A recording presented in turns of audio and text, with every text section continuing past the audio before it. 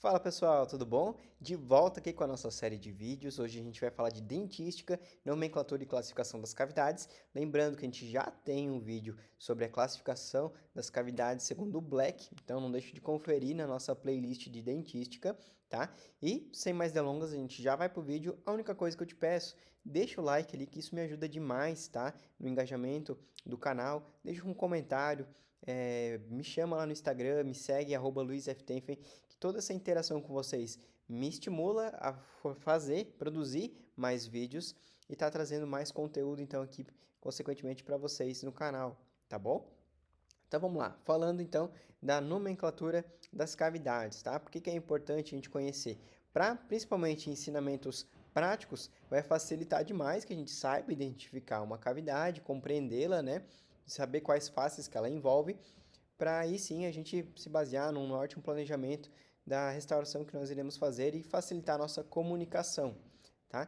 Então, assim, na maioria dos procedimentos restauradores, vai precisar antes de uma cavitação, né? Seja para remoção de uma lesão cariosa, seja para uma remoção de uma amálgama, de uma resina já insatisfatória, né? E aí a gente vai ter uma estrutura remanescente de dente, que nós iremos avaliar qual é o tipo de cavidade e aí selecionar o tipo de restauração que nós iremos fazer, tá?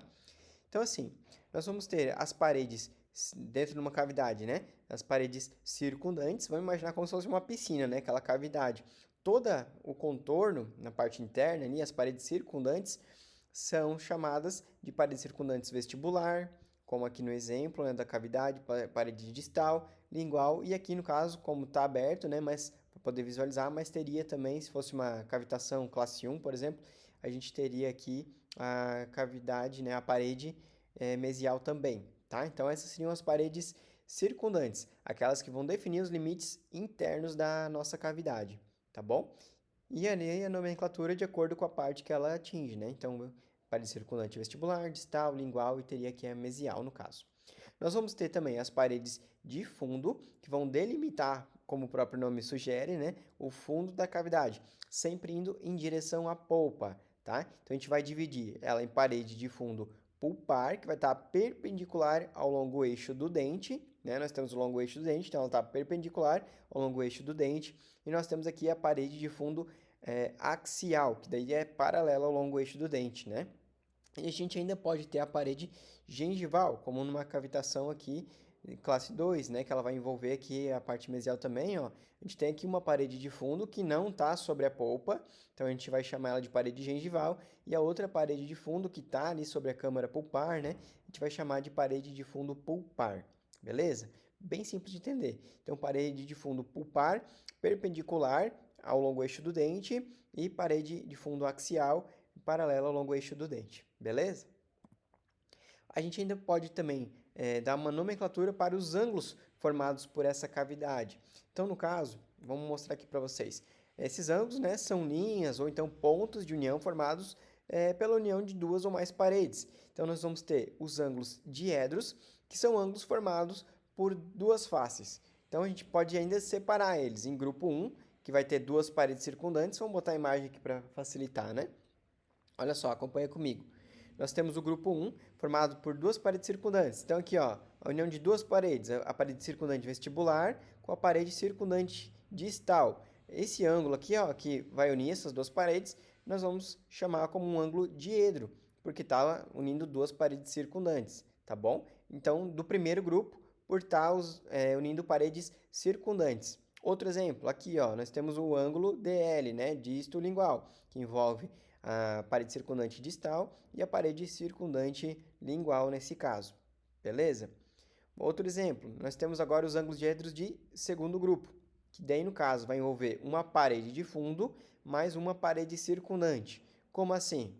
As paredes de fundo, ó, nós temos a pulpar e a axial, certo? Então toda essa linha amarela aqui, ó, é onde vai ter a união, né, da parede, por exemplo, aqui, a parede de fundo pulpar com a parede de fundo distal. Então aqui já é um ângulo diedro unindo duas paredes, né, uma circundante, que seria distal, e uma de fundo, que seria pulpar, tá? Outro exemplo, parede pulpar com a vestibular. Esse ângulo aqui, então, ó, vai estar unindo o ângulo circundante vestibular com com a parede, perdão, a parede de fundo pulpar, certo? Então, união de uma parede de fundo com uma união de uma parede circundante, beleza? E ainda um terceiro grupo, que daí seria apenas esse ângulo aqui, ó, que vai unir duas paredes de fundo, ou seja, o ângulo aqui que vai ter a quedinha, né, no caso, como se fosse uma quina, né, do fundo pulpar com o fundo, no caso, axial. Joia? Temos ainda também os ângulos triedros, que aí no caso são ângulos formados por três paredes, tá? Então, por exemplo, vamos lá. Ó, um ângulo triedro aqui nesse exemplo, ó, ele está unindo a parede circundante vestibular, parede circundante distal e a parede ainda de fundo aqui, no caso pulpar. Então, é essa quininha aqui, ó, que vai dar as três paredes, certo? Outro exemplo, aqui, ó, outro ângulo, né, formado como se fosse lá no fundinho da piscina, o canto do fundo da piscina, que vai estar unindo o chão, digamos assim, e duas bordas, né? Acho que essa analogia fica mais fácil. Então, é um ângulo triedro, união de três paredes. Parede de fundo pulpar, aqui parede distal e a parede circundante lingual, tá? Bem tranquilo também. Qualquer coisa, coloca aí nos comentários que a gente vai conversando. Mas é bem simples de entender. Temos outros aqui também, né? Aqui, por exemplo, que vai estar unindo a parede gengival, parede vestibular e axial, tá? Então, ó, digamos, o fundo lá do cantinho da piscina, beleza? E outra analogia legal é o ângulo cavo superficial, que é o ângulo formado pela junção das paredes cavitárias com a superfície externa. Então, ali, já no caso, seria a borda da piscina mesmo, né? Todo o contorno ali. Esse ângulo formado com a parte externa, a gente chama de ângulo cavo superficial. Então, às vezes, onde a gente está fazendo um preparo, a gente fala, precisa criar um leve bisel no ângulo cavo superficial. Então, você vai saber que aqui nessa região, nesse ângulo, a gente precisa criar uma pequena quininha ali com a broca no preparo. Um exemplo, tá? Então, fica mais fácil da gente se comunicar e entender o que está fazendo. A gente ainda pode classificar de acordo com a profundidade e extensão das cavidades, tá? Então, assim, nós vamos ter, no caso, paredes. Quando a gente quer se referir à profundidade, a gente vai estar falando da posição das paredes de fundo, né? O quanto mais profundo isso está. E extensão, no caso, a abertura, que é referência às paredes circundantes, né? A extensão dessa cavidade. Profundidade e extensão, tá joia? Então, na superfície oclusal, a extensão vestíbulo, palatal ou lingual, né, da cavidade vai ser a chamada de istmo oclusal, ou seja, essa distância aqui da abertura, né, ó, essa extensão, né, da parede vestibular até a parede lingual, palatina, vai chamar de istmo oclusal. Vocês vão ver isso em prótese, né, em questão de preparos. Tem que fazer uma caixa lá, abertura do istmo oclusal, aumentar esse istmo oclusal. Então, quando a gente se referir istmo oclusal, é essa extensão, né, essa abertura oclusal. E profundidade, né, como o próprio nome diz, é questão de quanto mais fundo, tá bom?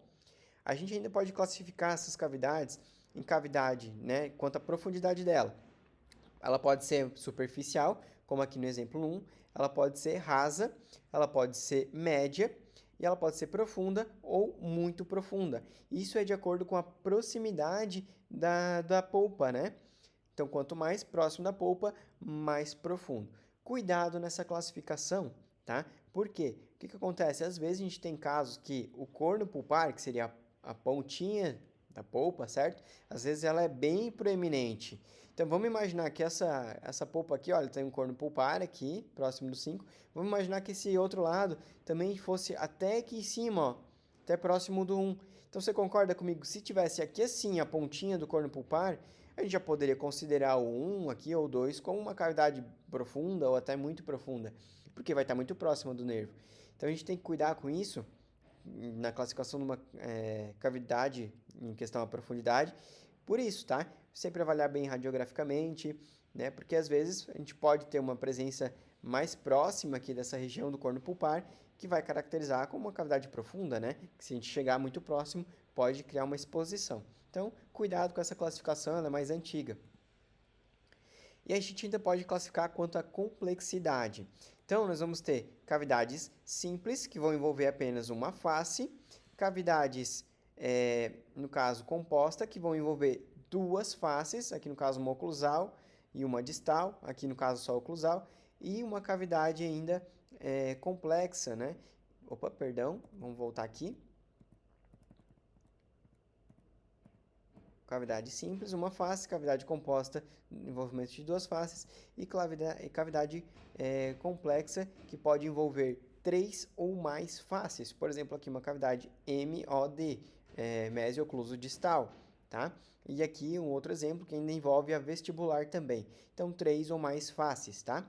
E ao mesmo tempo ela vai informar para a gente um número de faces, que vai definir a localização do preparo. Como assim? Ó, uma face aqui na oclusal, a gente vai classificar como O, pode colocar apenas um O. Então, assim, às vezes você está fazendo um planejamento, né? Você vai vendo quais são os dentes que você vai mexer. Então, por exemplo, dente 36, ó, você vai saber que tem uma cavitação na oclusal, que é onde você vai mexer. Aqui outro exemplo, OD, ó, uma cavidade ocluso distal. Então, a gente pode chamar de OD. Outro exemplo, uma cavidade que envolve mesial, oclusal e distal. Então, seria uma cavidade MOD. Ou até um outro exemplo envolvendo a vestibular também, seria uma cavidade mésio, ocluso distal, vestibular. Então, uma MODV. Tá? Então, a gente pode abreviar as cavitações de acordo com as faces, dando a primeira letra de cada face. Tá? Simples demais, pessoal, mas é algo que é cobrado aí e vai te facilitar a compreensão no longo da matéria, tá? Então, eu espero que você tenha gostado. Não deixa de compartilhar esse vídeo, me ajuda demais. Deixa um likezinho aí, me segue lá no meu Instagram, @luizftenfen, manda uma mensagem, avisa que você assistiu o vídeo, que gostou, tá bom? Fico muito contente com o feedback de vocês. Grande abraço e até o próximo vídeo.